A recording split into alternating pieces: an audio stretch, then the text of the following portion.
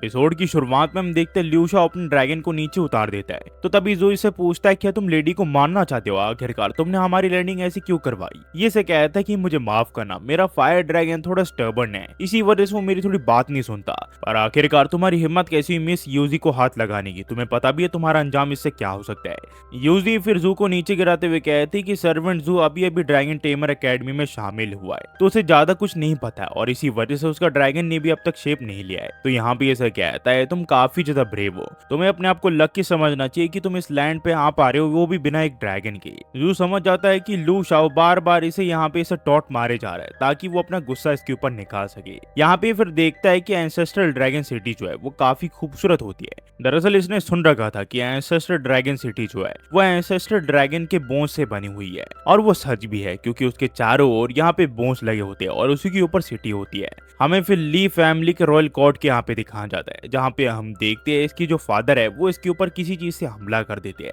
यहाँ पे इसके फादर का नाम ली यंग होता है जो कि इसकी फैमिली के हेड होते हैं, और उन्हीं के साइड में होती है कॉन्ग टोंग जो कि यहाँ पे घर का सारा काम संभालती है। यहाँ पे इसके फादर इसे बताते हैं कि तुम अपने खुद के ओनर को प्रोटेक्ट नहीं कर पाई, आखिरकार तुम एंसेस्ट्रल ड्रैगन सिटी को कैसे प्रोटेक्ट करोगी जहाँ पे हमेशा हमला होते रहते हैं। यहाँ पे लिu शाओ इसे समझाता है कि माय लॉर्ड, मैंने तो सिटी को पूरी तरह तबाह कर दिया था, आखिरकार एंसेस्ट्रल ड्रैगन सिटी तक ये खबर कैसे पहुंची। ये से कहता है कि मेरे परिवार के मामले में दखल अंदाजी मत दो, और ये से नीचे झुका देता है। तभी यहाँ पे कॉन्ग टोंग इन्हें बताते है कि चाहे जो हो जाए यूजी ने वॉर में काफी सारी चीजों को अचीव किया है और उसने हमारी टेरिटरी को भी काफी बढ़ाया है। बेशक उसकी रेपुटेशन खाक में मिल गई हो, पर उसके कमांडर्स उसके कमांड जरूर से मानेंगे। ये से कहता है कि ऐसा मैं नहीं होने दूंगा, क्योंकि अगर उसके कमांडर्स उसके अंडर कंट्रोल में रहे तो उनके लिए भी ये काफी शर्मिंदगी की बात होगी और सब लोग उनके ऊपर थूकेंगे। इसी वजह से मैंने सारे गार्ड्स को इसके यहाँ से हटा दिया है और अलग अलग जगहों में डिस्ट्रीब्यूट कर दिया है ताकि उन्हें शर्मिंदगी का सामना ना करना पड़े। और वही तुम्हारी सिस्टर ना लांगशी को आज से मैं सक्सेसर की पोजीशन दे रहा हूँ,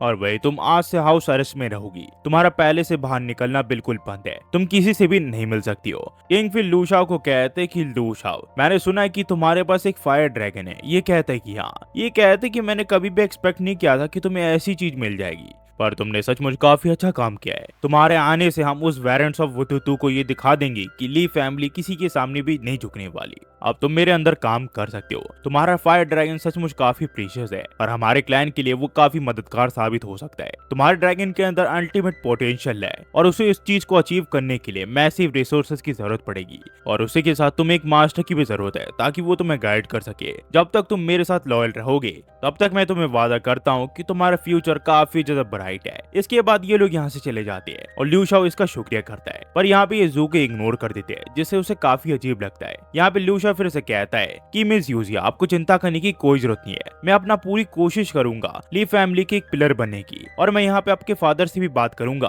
कि मुझे आपसे शादी करवा दे। आपको चिंता करने की कोई भी जरूरत नहीं है, आप अपना टाइम ले सकते हो मुझे आंसर देने में, मैं हमेशा आपसे लॉयल रहूंगा। पर यहाँ पे ये जू को इग्नोर कर चुका होता है जिससे उसे काफी अजीब लगता है। ये फिर यहाँ से चले जाता है। जू फिर से यहाँ पे रुमाल देते हुए कहता है कि इससे अपना चेहरे को पोंछ लो, तुम्हारे चेहरे से अभी भी खून निकल रहा है, पर वो रोते हुए यहाँ से चली जाती है। हमें फिर ली फैमिली के गेस्ट रूम के यहाँ दिखाया जाता है, जहाँ पे हम देखते हैं जू को जो कि सोच रहा होता है कि वैसे तो मुझे गुस्सा बिल्कुल भी नहीं है, पर मेरे हिसाब से वो मेरी शक्ल दोबारा से कभी भी देखना नहीं चाहती होगी। मैं काफी एम्बेरस फील कर रहा हूँ कि मैं ली फैमिली के घर पे रह के उनका खाना पीना खा रहा हूँ। अभी सबसे बड़ी ये रहेगा कि मैं अपने लिए काम करने की जगह ढूंढ लूँ और एक रहने की जगह ढूंढ लूँ जहाँ पे मैं अपनी बेसिक चीजों को पूरी कर सकता हूँ। सबसे पहले मुझे यहाँ पे मालबेरी ट्रीज को लगाना पड़ेगा, वरना अगर बेक्यू अपनी नींद से उठ गया तो उसे खाना नहीं मिलेगा तो वो काफी उदास हो जाएगा। पर बेक्यू काफी दिन से बाहर नहीं आया, आखिरकार ये सब चल क्या रहा है। वैसे तो मुझसे बात करने के लिए बीच बीच में बाहर आता रहता था, कहीं वो हाइबरनेशन में जाने की तैयारी तो नहीं कर रहा। हमें फिर यहाँ पे स्प्रिट डोमेन के यहाँ दिखाया जाता है, जहाँ पे ये देखता है कि इसके यहाँ पे बेक्यू के ऊपर एक अजीब सी कुकून की लेयर चढ़ रखी होती है। ये सोचता है कि आखिरकार ये किस तरह का कुकून है, पर जब ये अंदर जाके देखता है तो इसे पता चलता है कि बेक्यू धीरे धीरे एक ड्रैगन में ट्रांसफॉर्म हो रहा है। ये सोचता है ये तो काफी अच्छी बात है, जल्दी हम एक दूसरे के साथ हवा में उड़ेंगे।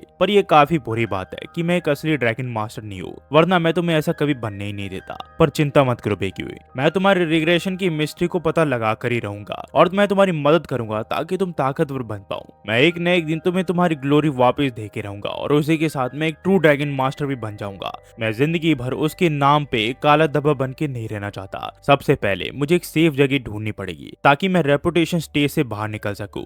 तभी एक सर्वेंट इसे बाहर बुलाती है और ये जब बाहर जाता है तो वो सर्वेंट इसे बताती है कि यूजी ने इसे यहाँ पे भेजा है। वो इसे यहाँ पे एक लेटर दे देती है। दरअसल इस लेटर की मदद से ये ड्रैगन टेमर एकेडमी में जो कि ली चैन के यहाँ पे है वहाँ पे एडमिशन ले सकता है। ये चीज के लिए इसका शुक्रिया करता है और सोचता है कि लगता है वो चाहती है कि मैं एक असलियत का ड्रैगन मास्टर बन सकूं। इनकेस अगर ल्यू शो इसके बारे में इन्वेस्टिगेट करे तो उसे इस चीज के बारे में पता ना चल सके। तो ये सोचता है कि अगर एकेडमी में चले जाए तो ये इसके लिए बेटर रहेगा। तभी वो सर्वेंट इसे बताती है कि अगर ये वहाँ पे जा रहा है तो यहाँ से वो एक स्प्रिटलिंग को चुन ले, क्योंकि ये मौके बार बार नहीं मिलते। फिर हमें अगले दिन ड्रैगन टेमर एकेडमी ली चैन के यहाँ दिखाया जाता है जहाँ जू आ चुका होता है। इस जगह को देख के ये काफी हैरान होता है क्योंकि ये जगह काफी खूबसूरत होती है। तो ये जगह की ये तारीफ करने लग जाता है। तभी फैंग नियन नाम की एक लड़की इसके सामने आ जाती है जो कि पीच बेच रही होती है। ये इसे कहती है क्या तुम भी यहाँ पे एकेडमी को देखने के लिए आए हो? ये कहता है कि नहीं, वो यहाँ पे एडमिशन लेने के लिए आए। ये कहती कि मैं बता सकती हूँ कि तुम कितने बड़े पागल हो, तुम ये सोचते हो कि तुम इस एकेडमी में एडमिशन ले लोगे। ये कहता है कि मैं कोई पागल नहीं हूँ, आखिरकार तुम इतनी मतलबी कैसे हो सकती हो? ये इसे कहती है कि तुम देखने से काफी अजीब लगती हो,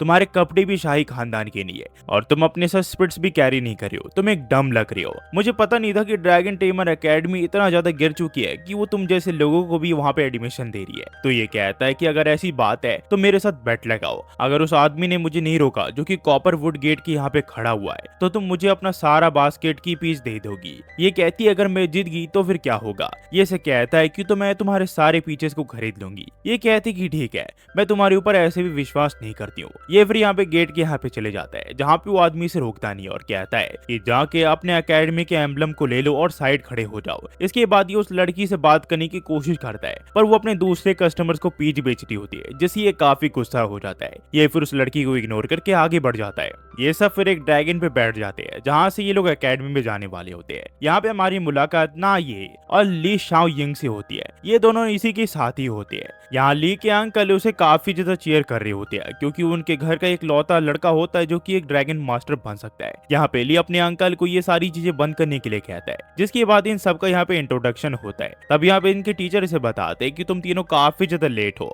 और मुझे ये भी पता है कि तुम तीनों काफी दूर से आए हो। इसी वजह से सबसे पहले तुम तीनों जाओगे ड्रैगन स्टोरेज हॉल के यहाँ पे, जहाँ पे तुम अपने लिए ड्रैगन नाइल्स को चुनोगे। इनका टीचर फिर इन्हें ड्रैगन स्टोरेज हॉल के यहाँ पे ले आता है और इन्हें बताता है कि तुम यहाँ से जो चाहे उस जानवर को चुन सकते हो, पर जानने से पहले अपना फिंगरप्रिंट यहाँ पे दे के जाना क्योंकि दोबारा से तुम किसी भी जानवर को नहीं चुन सकते हो। यहाँ पे फिर ली काफी ज्यादा एक्साइटेड हो जाता है और कहता है यहाँ पे तो काफी सारे स्प्रिटलिंग है, आखिरकार मैं किसे चुनूं?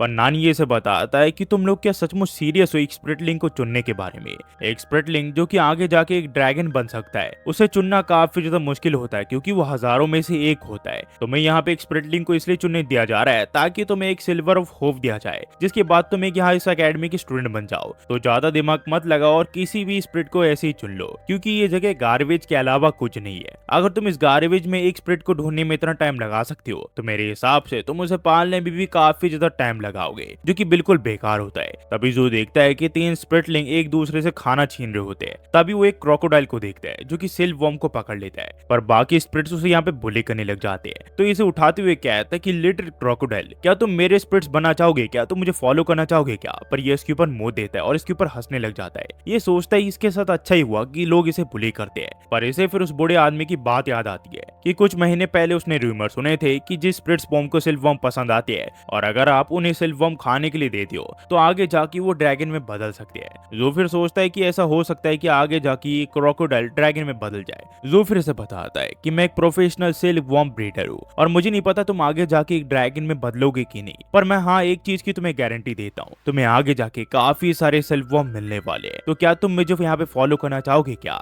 ये क्रोकोडाइल इसके लिए हाँ कर देता है और ये यहाँ पे इसके साथ कॉन्ट्रैक्ट बना लेता है। इसका नाम ये हेया देता है। फिर हमें यहाँ पे अकोमोडेशन एरिया के यहाँ दिखाया जाता है जहाँ पे जू इसके लिए एक बड़ा सा गड्ढा खो देता है जिसमें ये काफी मजे करता है और सू खुद जाके यहाँ पे नहा लेता है। हमें फिर अगले दिन दिखाया जाता है जहाँ सुबह सुबह हे अपनी पूंछ का यूज करके जू को उठाता है और जू उठ भी जाता है। वो इसे कहता है कि लगता है तुम अपने ट्रेनिंग के लिए काफी ज्यादा एक्साइटेड हो, पर ट्रेनिंग में जाने से पहले मैं तुम्हें तुम्हारा रिवॉर्ड देता हूँ जो कि है सेल वॉर्म। ये फिर हिया को लेके एक जगह जाने लग जाता है ताकि उसकी ट्रेनिंग करवा सके, पर ये अपने बारे में और यूजी के बारे में काफी सारे र्यूमर्स सुनता है। ये सोचता है कि लगता है र्यूमर्स धीरे धीरे काफी से बढ़ते जा रहे हैं। ये फिर हिया के साथ एक झरने के यहाँ पे आ जाता है जहाँ पे उसे ये तैरने की प्रैक्टिस करवा रहा होता है, पर गलती से वो झरने के आखिरी कोने तक जाने लग जाता है। तो ये भागते हुए उसे बचाने के लिए जाता है और किसी तरह वो हिया को झरने से नीचे गिरने से बचा लेता है और जमीन पे पहुंचा देता है, पर लकड़ी टूटने की वजह से ये यहाँ पे खुद गिरने लग जाता है। और यहाँ से जो कहानी है वो टू बी कंटिन्यू हो जाती है गाइस। अगर आप यहाँ तक देख रहे हो तो प्लीज लाइक सब्सक्राइब और शेयर करना मत भूलना। ये कहानी काफी लंबा चलने वाली है, तो हाँ सब्सक्राइब करके अगर इस स्टोरी को फॉलो करना चाहते हो और अच्छे से देखना चाहते हो तो हाँ सब्सक्राइब कर देना, बेल आइकन दबा देना और हमेशा रेडी रहना 7 से 9 बजे के बीच, क्योंकि उसी टाइम में ये सारी वीडियो अपलोड करूंगा। हर दिन 2 वीडियो आ सकती है या फिर 1 आ सकती है। आप अगर इसे फॉलो करना चाहते हो तो प्लीज गाइस सब्सक्राइब करना मत भूलना। ये मैं आपसे एक और बार विनती करता हूँ क्योंकि ये कहानी काफी अच्छी है। जाते हुए सिर्फ इतना ही कहूंगा, thanks for watching. Next video मिलते हैं, होपफुली आप सब बढ़िया होंगे। अगर ये एपिसोड आपको अच्छा लगा तो प्लीज लाइक सब्सक्राइब और शेयर करना मत भूलना। आखिर में जाते हुए सिर्फ इतना ही कहूंगा guys, thanks for watching. Next video मिलता है, होपफुली आप सब बढ़िया होंगे।